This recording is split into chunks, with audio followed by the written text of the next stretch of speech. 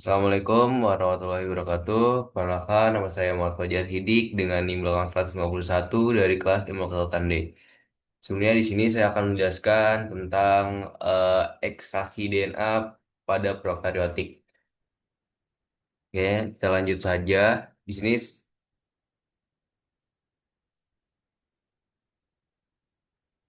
di sini saya akan lebih dahulu menjelaskan tentang apa itu ekstraksi DNA prokaryotik, di mana ekstraksi DNA prokaryotik adalah proses memisahkan DNA dari komponen sel bakteri atau archaea lainnya dengan memecah dinding sel dan membran, lalu memurnikannya dari protein, RNA, dan kontaminan lain melalui langkah kunci seperti lisi sel, yaitu pecahan dinding sel dan membran, pemisahan atau presipitasi itu mengendapkan DNA dari larutan dan melakukan pemurnian.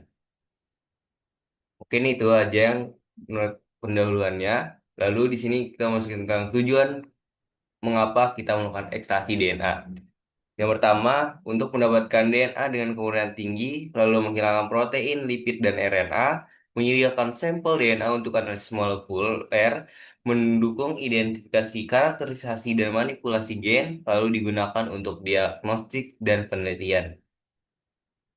Selanjutnya, ada beberapa metode yang kita gunakan pada saat ekstraksi DNA pada prokaryotik. Di mana yang pertama dari kimia itu menggunakan SDS, CTAB, EDTA untuk menghancurkan membran, lalu ditambah dengan enzim lisozim proteinase K untuk memecah dinding sel dan protein.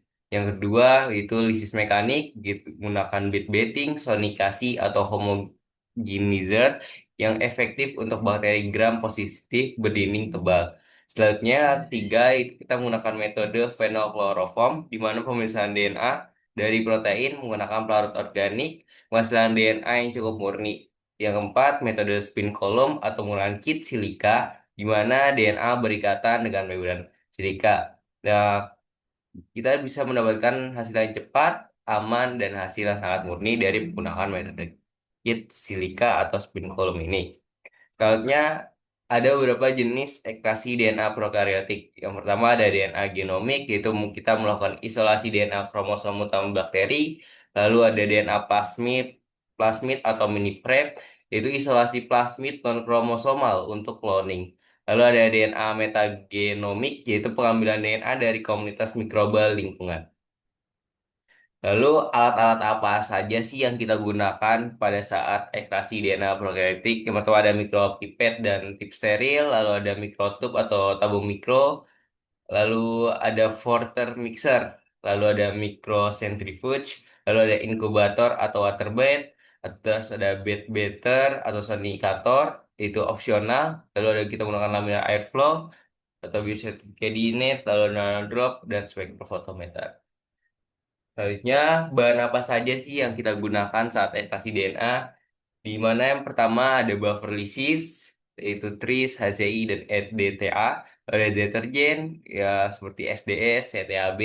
Lalu ada enzim yang kita gunakan adalah lisozim dan proteinase K dan renase. Lalu ada phenolchloroform jika kita menggunakan metode organik. Lalu ada etanol 70-90% atau isopropanol. Lalu ada buffer TE untuk penyimpanan DNA. Lalu kita menggunakan kolom silika dan buffer kit. Kita pakai spin column. Penggunaan bahan ini ditentukan dengan metode apa yang akan digunakan dan uji apa yang akan dilakukan. Lalu kesimpulan yang kita dapatkan dari ekstraksi DNA di prokaryotik di mana yang pertama ekstraksi DNA prokaryotik itu penting untuk penelitian molekuler. Lalu berbagai metode dapat dipilih sesuai jenis sampel yang kita gunakan, entah itu bakteri, entah itu jamur dan lain-lain. Lalu kemurnian DNA menentukan keberhasilan analisis lanjutan. Ya seperti penjelasannya kita ekstraksi DNA itu untuk mendapatkan kemurnian dari DNA-nya. Mungkin sekian saja yang bisa saya paparkan mengenai ekstraksi DNA prokaryotik. Kurang lebihnya mohon maaf. Wassalamualaikum warahmatullahi wabarakatuh.